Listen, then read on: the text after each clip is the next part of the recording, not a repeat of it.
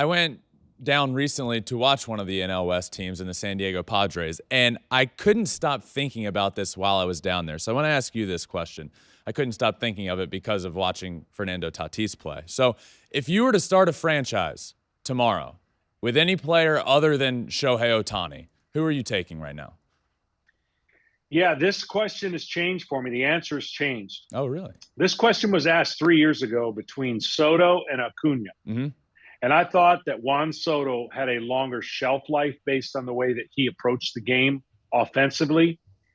But I'm going to flip my answer now and say if I started a franchise right now and we had to redraft everybody, Ronald Acuña is my first pick. Wow. He has the ability to change the game in so many facets. Whether or not he can hit like this 10 years from now is irrelevant because what I'd want is the impact player that you're seeing right now, some growth, maturity, and his ability to just change a game. He gets on first, he ends up at second. He hits the ball with tremendous power to all parts of the field. And I think his lapse of concentration, which can be, when you're young, you go through it, he's not showing that anymore.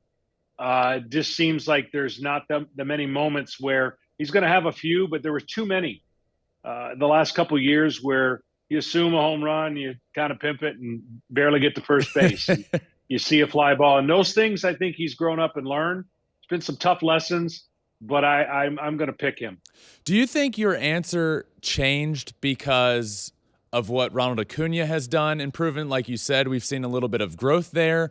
Or is it to the contrary, or maybe a little bit of both, that Juan Soto, I don't know if he's exactly on the path that he was 2-3 years ago. The last year and a half for him has been good, not elite. So is it a little bit of both or more what Ronald Acuña has proven to you?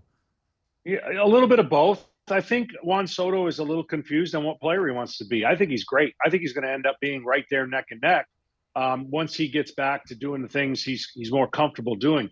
I think when you're in that narrative, we talked about it before. Should I walk? Should I hit for power? Should I take this pitch? Should I get the runner in or move him over? I think he's got an elite bat-to-ball skill, great eye, and obviously a great personality that frustrates a lot of pitchers. But to the degree that Ronald Acuña has not only recovered from his injury, but has gone to the next level, he's changing the game on the base pass, where Soto changes the game in the box because he will take a walk and he will definitely hit his doubles and homers. But yeah, recent struggles, but I still maintain it's more to do with what Ronald Acuña has done.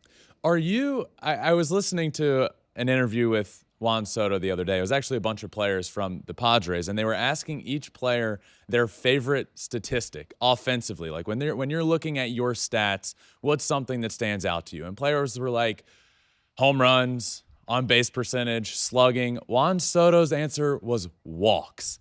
I just don't know, John. If I'm paying a guy that much money and he's as talented as you and I both know he is with bat-to-ball skills, I just don't want his answer to be walks.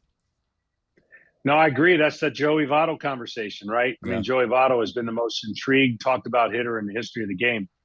Now, if Juan Soto said walks and was stealing 60 bags a season, then maybe that has tremendous value, but I don't think he's that type of player. So there's definitely been this there needs to be a shift with the rule changes and with the way the game is played, that on-base percentage is important, but if you're not a base stealer, then how important is it? I think his value to the San Diego Padres is going to be the fact that he hits 30 home runs and slugs and has a batting average close to 300. That's the kind of player I think Juan Soto is.